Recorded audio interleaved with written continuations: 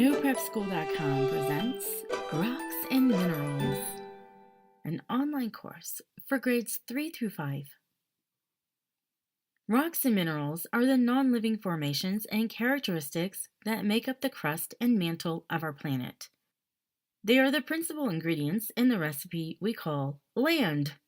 Mountains, plains, valleys, mud, dirt, and even the floor of the ocean are made up of rocks and minerals. Our bodies even have minerals inside them. They are very important to the health of living things. Minerals are elements listed on the periodic table, like calcium and iron, zinc and magnesium. Small amounts of these elements are required for things like making sure our muscles work properly. What is the earth made of? The answer is so simple. Rocks and minerals are a major component, but everything we know of is actually made up of the elements on the periodic table, even the Earth. This periodic table is a chart that contains all known elements. The elements are rocks, minerals, gases, and metals. And this is what we think the inside of the Earth looks like. Rocks are made up of something we call crystals.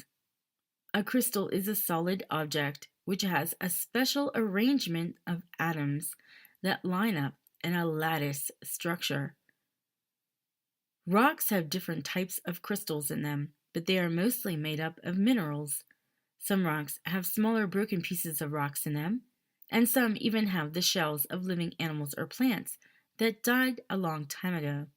A lattice structure looks like this cube on the microscopic scale, and like this on the life-size scale.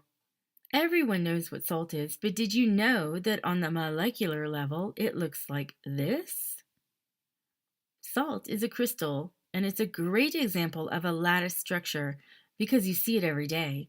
Salt is actually made up of two elements called sodium and chlorine, which, when bonded together, are called sodium chloride or table salt.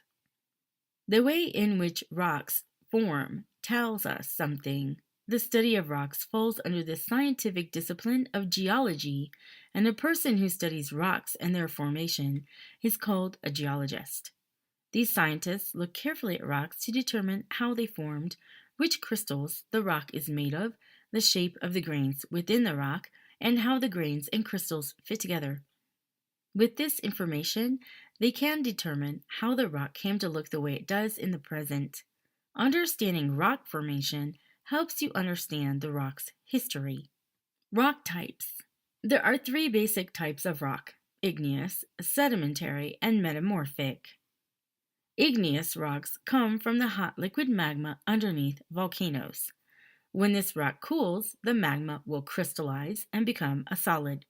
These rocks can be further divided into two more groups: extrusive and intrusive. Extrusive igneous rock is hardened lava. Extrusive igneous rock is made when magma leaves a volcano and cools outside of or very near to the Earth's surface. These rocks form near the erupting volcano. When magma exits the Earth, it is then called lava. Extrusive igneous rocks are made up of lava. Extrusive igneous rocks cools very quickly because there is a huge temperature difference between the outside air and the hot lava. This rapid cooling means that the crystal structures of the rock do not have very much time to grow. So when you look at extrusive igneous rock under a microscope, they have a very fine-grained or even glassy texture. Sometimes hot gas bubbles will also be trapped inside the rock. Pumice is very lightweight because it is filled with gas bubbles. Basalt flows quickly outside of the volcano. Obsidian often forms because it cools so fast that crystals do not have time to grow. Intrusive igneous rocks are formed when magma is trapped deep inside the earth and will cool very slowly over a long period of time. The appearance of this type of rock is very different for this reason, and the crystals are large and have a coarse texture. Granite is a common intrusive igneous rock that comes in many colors. Sedimentary rocks are formed from other rocks, or pieces of once living organisms that are found on the Earth's surface. Sedimentary rocks often have distinctive layering or bedding and also have three categories: clastic, biologic, and chemical. Clastic sedimentary rocks are named according to their grain size, which ranges from microscopic grains to very large boulders. Biologic sedimentary rocks form from once living organisms such as animal shells or plant material. All of these things are rich in carbon. Chemical sedimentary rocks are formed as water travels through rock and dissolves some of the minerals, carrying them away from their source. Eventually, these minerals settle and dry out as the water evaporates away. Oolite is a sedimentary rock formed from ooids, which are small round shaped grains. The last major category of rock is metamorphic. Metamorphic rocks started out as some other type of rock, but changed over time from their original form. These earlier rocks could have been any of the rocks described previously. Metamorphic rocks form when rocks are subjected to high heat, high pressure, hot, mineral-rich fluids, or, more commonly, some combination of these factors. Marble is a metamorphic rock that is mostly made up of the sedimentary rock limestone. The limestone is changed at the atomic level to create an entirely new type of rock. Conditions which can create metamorphic rocks are found deep within the earth or where tectonic plates meet. This high heat and pressure can cause some of the atoms in the original minerals to be replaced, thus forming new minerals. There are two categories of metamorphic rock: foliated and non-foliated. Foliated rocks form when pressure squeezes the minerals within a rock so they become aligned. These rocks develop layers, which reflect the direction that pressure was applied in. Slate, schist, and gneiss are all foliated metamorphic rocks. Non-foliated metamorphic rocks do not have a sheet-like structure. There are several ways that non-foliated rock can be produced. Some rocks, such as limestone, are made of minerals that are not flat, so that no matter how much pressure you apply, the grains will not align. Another type of metamorphism, contact metamorphism, occurs when magma touches some other type of rock. The rock is baked by the heat, and this changes the mineral structure of the rock without the addition of pressure. Quartzite is a non-foliated metamorphic rock that used to be sandstone. A mineral is a substance that is made of a single element, like gold, or a compound of elements, like salt, and which is commonly a building block of other types of rock. Minerals may be metallic, like gold, or non-metallic, like talc. This image shows some of the most common minerals you'll find in rocks. This pile contains Plagioclase Feldspar, Potassium Feldspar, Quartz, Muscovite Mica, Biotite Mica, Amphibole, Olivine, and Calcite. Quartz is one of the most common minerals in the Earth's crust. It is made up of silicon dioxide, otherwise known as silica. Ordinary white beach sand is mostly made up of quartz, which is a hard mineral that does not fracture easily. Plagioclase is a member of the feldspar mineral family. Plagioclase feldspars are silicates that contain high amounts of sodium or calcium. Feldspar crystals are stubby prisms, generally white to gray, and have a glassy luster. This variety of plagioclase is called albite and is rich in sodium. Potassium feldspar is another member of the feldspar mineral family. Like plagioclase feldspar, potassium feldspars are silicate minerals that contain a high amount of potassium. Feldspar crystals are stubby prisms, often pink to white. Some potassium feldspars, such as the one shown here, have a streaky appearance called perthitic texture. Micas are another group of silicate minerals composed of varying amounts of potassium, magnesium, iron, as well as aluminum, silicon, and water. Micas can be found as parts of other rocks, as sheets, and as flakes. It is used in a variety of electrical components because it has unique electrical and thermal insulating properties. All micas form flat, book-like crystals that peel apart into individual sheets on cleavage planes. Crystals cleave into smooth flakes. Biotite is a dark black or brown mica, while Muscovite is a light-colored or clear mica. Mica is so soft that you can scratch it with a fingernail. The amphiboles are a family of silicate minerals that form prism or needle-like crystals.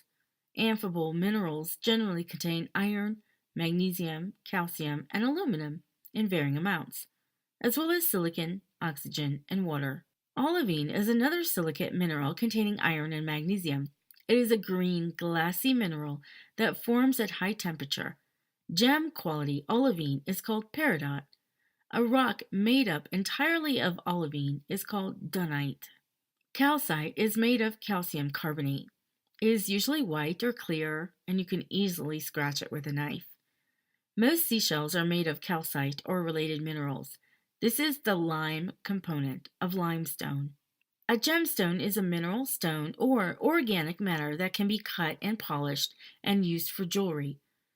A precious gemstone has beauty, durability, and rarity, whereas a semi-precious gemstone has only one or two of these qualities. A gem is a gemstone that has been cut and polished. Diamonds, rubies, sapphires, emeralds, aquamarines, topaz, and opals are generally classified as precious stones. All other gemstones are usually classified as semi-precious. Gems are hard to find. They are usually scattered inside a large area of rock or will crystallize into small veins and cavities. They are not found in large chunks like some metals are. Most diamond mines are found in Africa, but there are 2 diamond mines in the United States.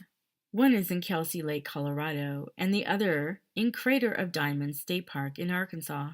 This mine in Namibia illustrates the open-cut mining process used to find the precious gems. Classifying rocks and minerals. Hardness is one way in which rocks and minerals are characterized. Hardness describes the rock or mineral's resistance to scratching. Using a scale of 1 to 10, where 10 is the hardest substance found on Earth and 1 is the softest. 2 cycles determine how rocks and mineral deposits are formed, the rock cycle and the tectonic cycle. In this unit, we will only look at the rock cycle. This is step 1. In the rock cycle, heat from the Earth's interior melts some of the rocks in the crust. Molten rocks, lower in density than the surrounding cooler materials, rise towards the Earth's surface and eventually cool and harden near to or on the surface. The composition, temperature, pressure, and cooling process of the liquid rocks determine which kind of minerals and rocks that form. These are the igneous rocks and contain primary minerals. When these rocks freeze and thaw due to temperature conditions, they break apart into smaller fragments, forming sediments. Step 2. The process of being exposed to temperature and weather is called weathering. Weathering of igneous rock results in sedimentary rock. The smaller particles in the sediment can be moved from place to place by gravity, water, and wind. If these smaller particles are bound together over time, they become sedimentary rocks. Step 3 in the rock cycle. When the broken rocks move from place to place and then settle, it is called transportation and deposition. Metamorphic rocks form when the interior temperature and pressure are high enough to change the chemical composition of buried igneous or sedimentary rocks without completely melting them. Metamorphism occurs underground and can happen to either sedimentary or igneous rocks. If the sedimentary or igneous rocks meet the magma, then contact metamorphism can occur. People who collect rocks are sometimes called rock hounds. If you are interested in rocks and would like to start a collection, there are a few things you should keep in mind. For one, you should think about what types of rocks you want in your collection. Rocks are everywhere, and sometimes there are thousands of examples all around us. Think about how you would choose a rock to represent that category. You can't collect them all, so you must have an idea in mind of what type of collection you are looking for. You don't need exceptional specimens at first, but as your collection grows, you should consider replacing poor representatives with better ones. Second, once you decide to collect rocks, you should also be able to identify them. Identification takes time and practice, as well as a fairly good understanding of the different types of rocks presented in this unit. Collecting rocks includes more than just knowing which type they are. You should also begin to label each one as you find and identifying it, placing it in your collection in an organized manner. You should also understand the rules for removing rocks from their natural habitat. Almost all national parks, national monuments, American Indian lands, military reservations, dam sites, and wildlife refuges prohibit the removal of rocks. Lands managed under the Bureau of Land Management, or the BLM, allow the removal of rocks, minerals, and gemstones for personal uses. The U.S. Forest Service requires a permit for rock collecting on lands they manage. Igneous rocks are named according to what they are made up of, and they are mostly made up of just three minerals called quartz, Plagioclase Feldspar, and Potassium Feldspar. In addition to these three light-colored felsic minerals, the abundance of dark mafic minerals can also help you distinguish one type of igneous rock from another. Once you know you have an igneous rock, first look at the texture to decide if it's intrusive or extrusive. Then use this chart to make your first guess based on how dark or light your rock appears. To be sure you've named your rock correctly, you need to compare the amounts of Plagioclase Feldspar, Potassium Feldspar, and Quartz, and then plot it on the chart below. This is really hard stuff that requires lots of practice. But luckily, the internet has lots of tools to help you identify your rocks. Be sure to use it.